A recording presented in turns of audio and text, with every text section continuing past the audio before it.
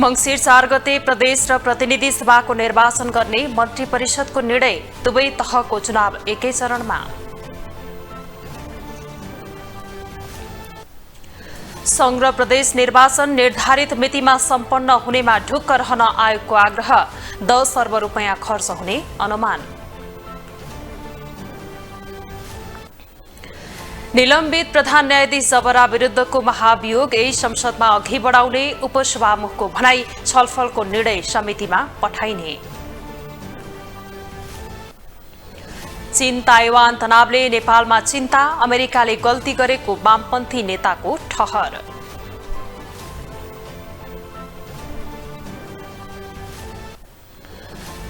र नेटो प्रवेशका लागि स्विडेन र फिनल्यान्डलाई अनुमोदन गर्ने प्रस्ताव अमेरिकी सिनेटद्वारा पारित। पक्षमा 94 मत खस्दा विपक्षमा 1 मत।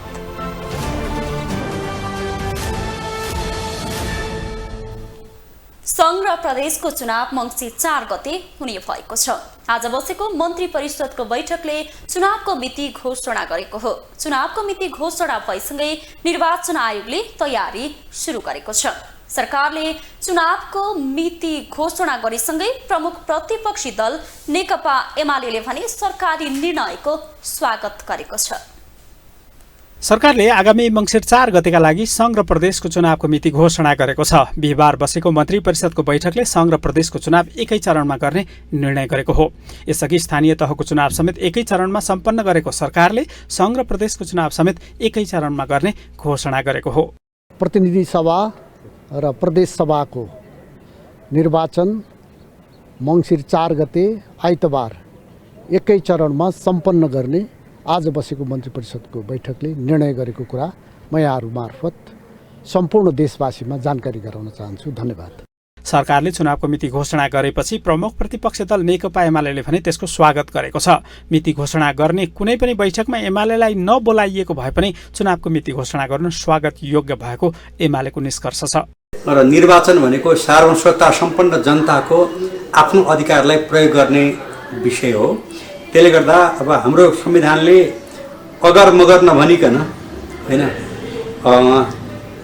यो टाइममा निर्वाचन गर्नुपर्ने बाध्यकारी अवस्था पनि छ।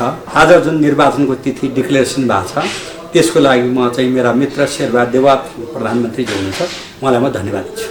एमाले चुनावको मिति घोषणा गर्न निरन्तर माग गर्दै आएको थियो। यता सत्ता गठबन्धनमा रहेका दलहरू भने मंगिरमै चुनाव गर्नुपर्ने पक्षमै थिए। माओवादी केन्द्र र नेकपा एकीकृत समाजवादीले समेत मंगिरमा चुनाव हुने बताइरहेका बेला प्रमुख सत्तारूढ दल नेपाली कांग्रेसले समेत मंगिरमा चुनाव हुने बताउँदै आएको थियो।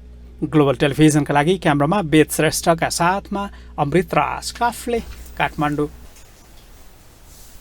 निर्वाचन आयोगले सरकारले तोकेकै मिति मंगिर 4 गते प्रदेश र प्रतिनिधि सभाको चुनाव गर्न सक्षम रहेको बताएको छ। सरकारले निर्वाचनको मिति तोकेकै दिन आयोगले पत्रकार सम्मेलन गर्दै चुनाव गर्न तयार रहेको समेत बताएको हो। चुनावका लागि सामान्य 3 महिनाको समय आवश्यक हुने भएपछि आयोगले सरकारले तोकेकै मितिमा चुनाव गर्न सक्षम रहेको बताएको हो। सरकारले प्रदेश र प्रतिनिधि सभा सदस्यको चुनावको मिति तोकेपछि निर्वाचन आयोग तयारीमा जुटेको छ। बिहीबार बसेको मन्त्री परिषदको बैठकले मंगिर 4 गते चुनाव गर्ने निर्णय गरेपछि आयोगले तयारी सुरु गरेको हो। घोषित मितिको स्वागत गर्दै आयोगले तोकिएकै मितिमा निर्वाचन गर्न सक्षम रहेको बताएको छ। प्रतिनिधि सभा सदस्य र प्रदेश सभा सदस्य निर्वाचन ऐन बमोजिम निर्वाचन कार्यतालिका र कार्यक्रम स्वीकृत गरी आवश्यक कार्य गरेको छ। समानुपातिक निर्वाचन प्रणालीतर्फ निर्वाचन कार्यालय स्थापना गरी यथाशीघ्र कार्य सुरु गरिनेछ। निर्वाचनका लागि आवश्यक जनशक्तिको आकलन गरी विवरण सङ्कलन तथा अद्यावधि गरिनेछ। निर्वाचनका लागि आवश्यक बजेट तर्जुमा गरी प्रतिनिधि सभा सदस्य र प्रदेश सभा सदस्य निर्वाचन आर्थिक कार्यविधि व्यवस्थापन निर्देशिका तयार गरी सहमतिका लागि यथाशीघ्र अर्थ मन्त्रालय पठाइनेछ।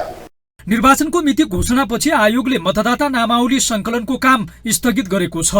अर्कोतर्फ निर्वाचनमा कर्मचारी, सुरक्षाकर्मी, वृद्धाश्रममा रहेका वृद्ध र कैदीबन्दीलाई समेत मतदान गर्न दिने तयारी आयोगले गरेको छ। आयोगले निर्वाचनका लागि दशैं लगत्तै उम्मेदवारी दर्ताको कार्यतालिका बनाउने पनि बताएको छ। हामीले अब आयोगले आगामी मंगिर 4 गतेको दिनलाई अर्जुन दृष्टि लगाएर काम गर्ने र आगामी निर्वाचनलाई स्वच्छ, स्वतन्त्र, निष्पक्ष र एकदम भयरहित वातावरणमा साँच्चै नै शान्तिपूर्ण ढङ्गले सम्पादन गर्ने गरी आवश्यक तयारी गरिसकेको र त्यो अनौपचारिक तयारीलाई औपचारिक रूप दिएर अगाडि बढ्न जाने कुरा म यहाँहरूलाई चाहिँ जानकारी गराउन चाहन्छु र मलाई लाग्दछ कुनै पनि किसिमको समय अवधिकै कारणले कुनै पनि किसिमको हामीलाई अप्ठ्यारो पर्ने छैन। यद्यपि यो बिचमा हामीलाई अलिकति ठुला चाडपर्व परेको कारणले केही हामीलाई त्यति बेर हाम्रो खटनपटनमा केही इस्युहरू आउन सक्छन्, तर त्यसलाई हामीले सहज रूपमा समाधान गर्ने गरी अगाडि बढ्छौँ। आयोगले प्रतिनिधि सभा सदस्यहरूको कार्यकालबारे सुझाव सरकारलाई दिइसकेको समेत बताएको छ। चुनावको मिति घोषणा भएसँगै आयोगसँगै अन्य निकायले समेत तयारी सुरु गरेका छन्। ग्लोबल टेलिभिजनका लागि क्यामेरामा गणेश पूर्व छाने मगरका साथमा कैलाश कठायत, काठमाडौँ। अब पालो ग्लोबल भोइसको।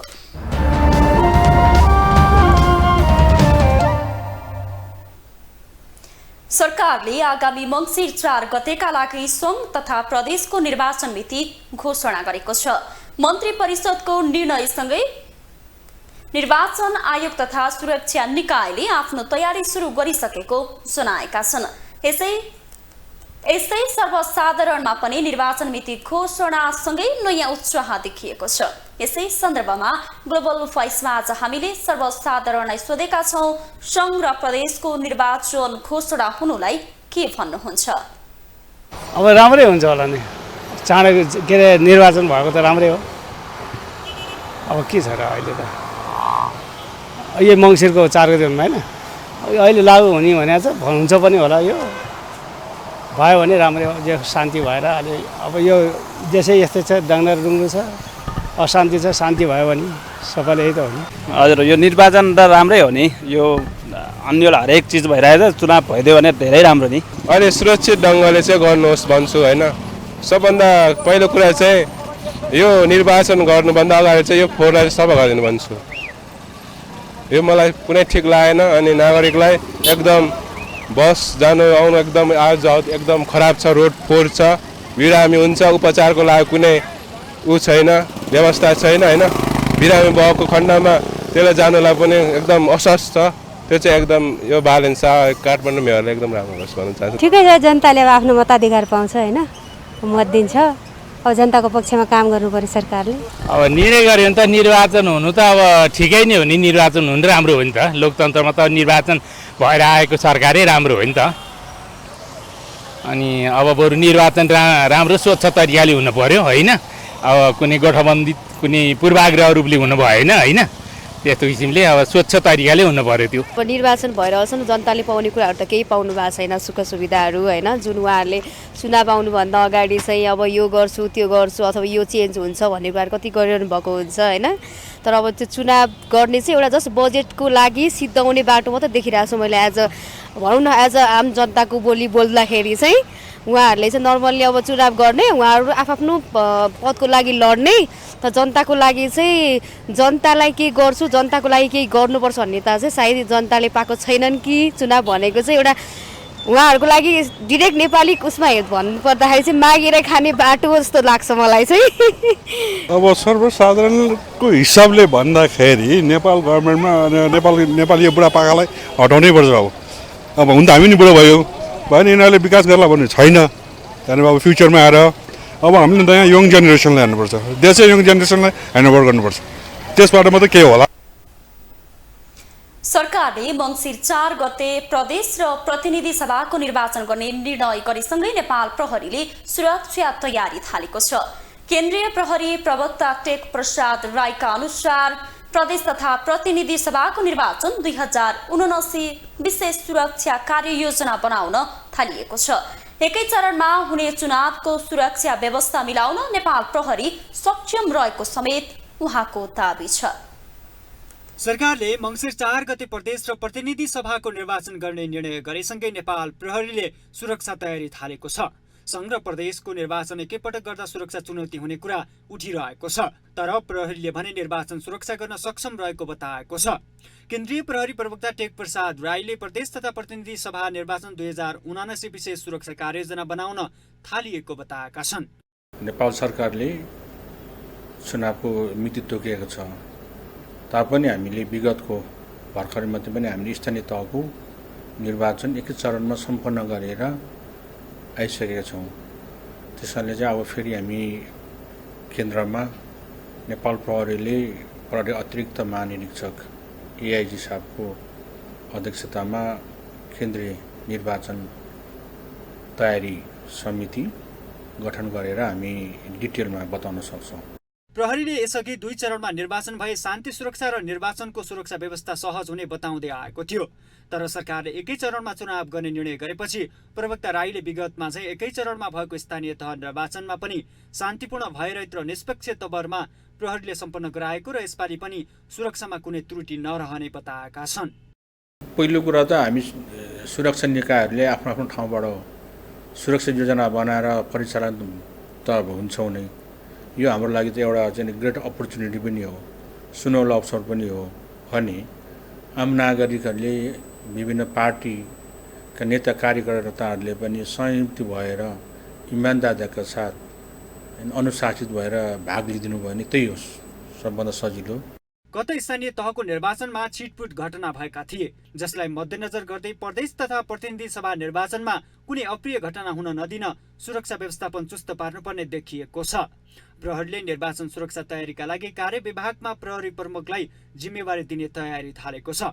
यसअघि वैशाख 30 मा भएको स्थानीय तहको निर्वाचनको सुरक्षाका लागि 62,000 नेपाल प्रहरी, 32,000 सशस्त्र प्रहरी, 71,000 नेपाली सेना र 1 लाख म्यादी प्रहरी खटिएका थिए। ग्लोबल टेलिभिजनका लागि क्यामेरामा विजय ठकुराटीका साथमा अभिषेक सापकोटासँगै विनोद विक्रम भण्डारी, काठमाडौँ। उपसभामुख पुष्पा भुसाल गौतमले निलम्बित प्रधान न्यायाधीश सोलेन्द्र शमशेर जबरा विरुद्धको महाभियोग संसदको यही अधिवेशनमा अघि बढ्ने बताउनु भएको छ। महाधिवेशनको विषयलाई संसदबाट नै विशेष छलफल गरेर अघि बढ्न आवश्यक रहेको भन्दै उहाँले आगामी बैठकको कार्यसूची राख्ने र संसदमा छलफल गरी समितिमा पठाउने बताउनु भएको हो। महाभियोगका लागि समिति गठन भइसकेको भन्दै उहाँले समितिले आफ्नो काम सुरु गर्नु पूर्व नै संसदमा यसमाथि छलफल गर्न आवश्यक रहेको बताउनुभयो। एउटा घनीभूत ढङ्गबाट यसमा छलफल गरेर सुझाव सहित र विषय समिति पनि महाभियोग विशेष समिति पनि गठन भइसकेको अवस्था छ। समिति गठन भइसकेको कारणले निश्चय नै त्यो समितिले आफ्नो काम सुरु गर्नुभन्दा अगाडि संसदभित्रै यो विषयलाई छलफलको विषय बनाउनुपर्छ र छलफलबाट उठेका सुझावहरू, किनभने संसदभित्रबाट पनि यो विषयलाई सुझावको रूपमा समितिले सुझाव लिनुपर्ने व्यवस्था छ। आगामी निर्वाचनको लागि मनोनयन दर्ता गर्ने दिनसम्म संसदको आयु रहने उपसभामुख गौतमको भनाइ छ। उहाँले संविधानले सभामुख र उपसभामुखको मात्रै म्यादको कुरा गरेकाले सभामुख र उपसभामुख संसदबाट उत्पत्ति हुने भएकाले सोही अनुसार नै संसदको आयु रहने बताउनुभयो। म्यादको कुराहरू गरेको छ। मनोनयनको दिन चाहिँ समाप्त हुन्छ पद भनेर व्याख्या नै गरिसकेको छ। अब मलाई लाग्छ सामान्य सभामुख र उपसभामुखको उत्पत्ति त संसदबाटै भएको, सांसदकै मतबाट उत्पत्ति भएको त्यो पद त्यहाँ गएको। त्यही भएर त्यहाँ मलाई लाग्छ कुनै विभेदको व्यवस्था हुनु पनि हुँदैन। यो फेरि संसदीय प्रणाली पनि हो। संसदमा एउटै किसिमको सबै सांसदलाई एउटै किसिमको व्यवस्था हुनुपर्छ। सबै सांसद र संसदको लागि एकै किसिमको नियम हुनुपर्ने कुरामा छलफल र बहस भइरहेको उहाँको भनाइ छ।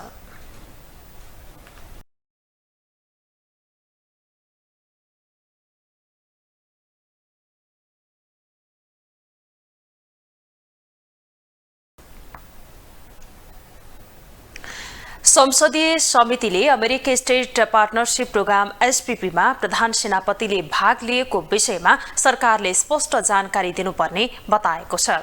बिहिबार सिंहदरबारमा बसेको राज्यका निर्देशक सिद्धान्त नीति र दायित्वको कार्यान्वयन अनुगमन तथा मूल्याङ्कन समितिको बैठकले समितिले निर्देशन दिएको बैठकमा मन्त्री सचिव र प्रधान सेनापति उपस्थित नहुनेले झनै यसमा सशंकित बनाएको निष्कर्ष निकालेको हो।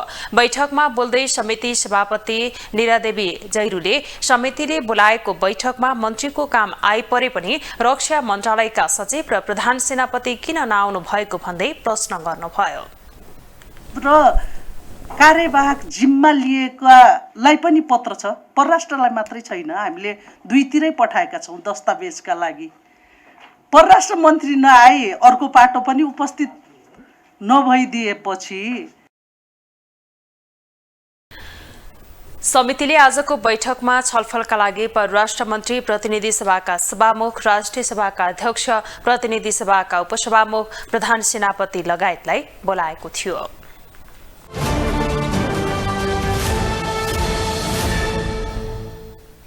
अमेरिकी सभामुख न्यान्सी पेलोसीले ताइवान भ्रमण गरेसँगै चीन निकै आक्रामक बनिरहेको छ, जस क्रममा चीनले ताइवानलाई लगातार चेतावनी र चुनौती दिइरहेको छ। चीनले बिहिबार मात्रै ताइवानको सीमा क्षेत्रमा क्षेप्यास्त्र प्रहार गर्यो। चीनले केही दिन यता ताइवानको सीमा क्षेत्र सैन्य अभ्यास गर्दै आएको छ। चीनले ताइवानको सीमा क्षेत्रमा बिहिबार क्षेप्यास्त्र प्रहार गर्यो। चीनिया सेनाले उत्तर पूर्वी र दक्षिण पश्चिमी ताइवान नजिकैको समुद्रमा क्षेप्यास्त्र प्रहार गरेको ताइवानको रक्षा मन्त्रालयले जनाएको हो। त्यसो त अमेरिकी सभामुख न्यान्सी पेलोसी ताइवान भ्रमण गरेसँगै चीन निकै आक्रामक बनिरहेको छ, जस क्रममा चीनले केही दिन यता ताइवानको सीमा क्षेत्रमा सैन्य अभ्यास गर्दै आएको छ। बिहिबार चीनले गरेको सैन्य अभ्यास अहिलेसम्मकै ठूलो अभ्यास पनि भनिएको छ। अमेरिकी सभामुख पेलोसीको ताइवान भ्रमणलाई लिएर चीनले आपत्ति जनाउँदै आएको मात्रै छैन, विश्वभरिबाटै अमेरिकाको पछिल्लो कदमलाई लिएर सबैले चासोका साथ हेरिरहेका छन्। आखिर किन अमेरिकी उच्च सरकारी अधिकारीले ताइवान भ्रमण गर्यो? उद्देश्य के हुन सक्छ? चीनले 10 वर्ष युद्ध भएन भने अमेरिकालाई उसिन्छ शान्तिपूर्ण रूपले पनि। त्यसैले यो त्यो उछिन्न नसकोस् भनेर कहाँ डिस्टर्ब गर्ने भनेपछि उसले चाहिँ ताइवानमा डिस्टर्ब गर्न खोजेको छ, हङकङमा डिस्टर्ब गर्न खोजेको छ।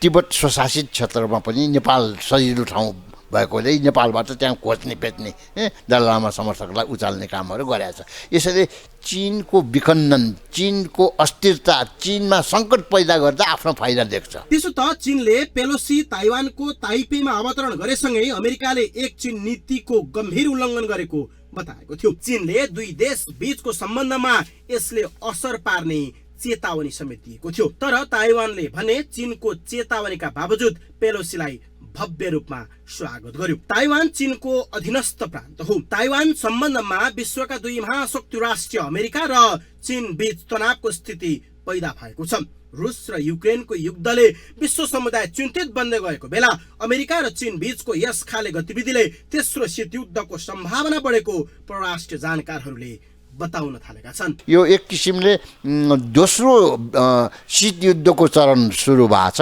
र चाहिँ American mentality, cold war mentality छ। आइपिएस भनेर चाहिँ चीन विरोधी नै बनाएको हो र त्यो चाहिँ एसियन न्याटोको रूपमा उनीहरूले ल्याएको छ र चाहिँ अहिले पनडुब्बी न्युक्लियर वेपन सहितको अस्ट्रेलियालाई बेचेको छ। जापानलाई पनि अब न्युक्लियराइजेसनमा जाऊ भनेर दबाब दिइरहेको छ भने यो चाहिँ द्वन्द्व सृजना गरिकन हतियार बेच्ने र नाफा कमाउने पनि अमेरिकाको नीति छ। संयुक्त राष्ट्रसङ्घमा सन् 1971 को महासभामा एक चीन नीति पारित भएको थियो, तर त्यसको बेवास्ता गर्दै र चीनको चेतावनीका बावजुद अमेरिकी सभामुख पेलोसी ताइवान ओर्लिन्।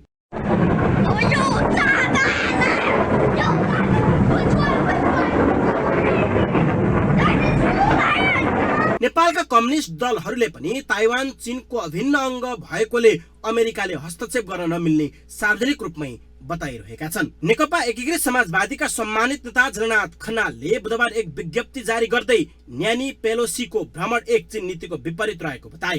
त्यस्तै नेपाल मजदुर किसान पार्टीका अध्यक्ष नारायणमान बिजुक्छेले पनि अमेरिकाले चीनलाई उत्तेजित पारेर अशान्त फैल्याउन खोजेको आरोप लगाए। जबकि नेपालका लागि चिनिया राजदूत हो यान छीले नेपाल एक चीन सिद्धान्त प्रतिको प्रतिबद्धतामा दृढतापूर्वक उभिने विश्वास गरेकी थिइन्।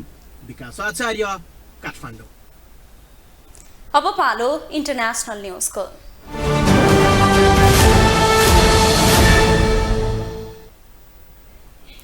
अमेरिकी सिनेटले उत्तर एटलान्टिक सन्धि संगठन नेटो प्रवेशका लागि स्विडेन र फिनल्यान्डलाई अनुमोदन गर्ने प्रस्ताव पारित गरेको छ। युक्रेनमाथि रुसी हमला जारी रहेकै बेला नेटो विस्तारलाई समर्थन गर्दै स्विडेन र फिनल्यान्डलाई नोटमा आबद्ध हुने प्रस्ताव अमेरिकी सिनेटले पारित गरेको हो। दुवै देशलाई नेटोमा प्रवेश गराउने पक्षमा सिनेटमा 95 सदस्यले मतदान गरेका थिए, जसमध्ये 94 जना पक्षीय र 1 जना सदस्यले प्रस्तावको विपक्षमा मत जाहेर गरे। प्रस्तावको विपक्षमा रहेका रिपब्लिकन जोस हाउलीले वाशिंगटनले युरोपको सट्टा चीनको चुनौतीमा ध्यान केन्द्रित गर्नुपर्ने भन्दै आफू पक्षमा उभिन नसकेको प्रतिक्रिया दिएको अन्तर्राष्ट्रिय सञ्चार माध्यमहरूले जनाएका छन्। ग्लोबल न्यूजको अन्त्यमा अहिलेसम्मका हेडलाइन्स पुनः एकपटक।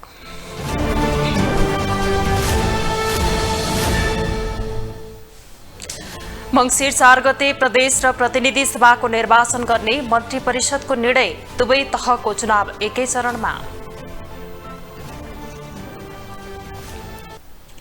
संघ र प्रदेश निर्वाचन निर्धारित मितिमा सम्पन्न हुनेमा ढुक्क रहन आयोगको आग्रह, 10 अर्ब रुपैयाँ खर्च हुने अनुमान।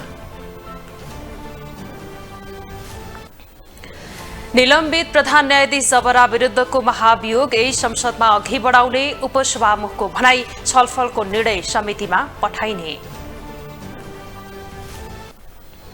चीन ताइवान तनावले नेपालमा चिन्ता, अमेरिकाले गल्ती गरेको वामपन्थी नेताको ठहर।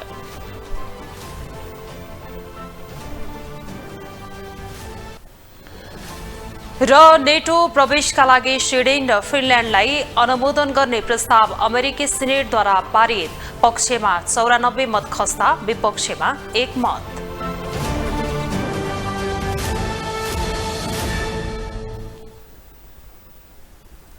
ग्लोबल न्यूज अहिलेलाई यति नै। ग्लोबल टेलिभिजन तपाईँ फेसबुक तथा युट्युबमा पनि प्रत्यक्ष हेर्न सक्नुहुनेछ। ग्लोबल टेलिभिजन हेर्दै गर्नुहोला। नमस्ते।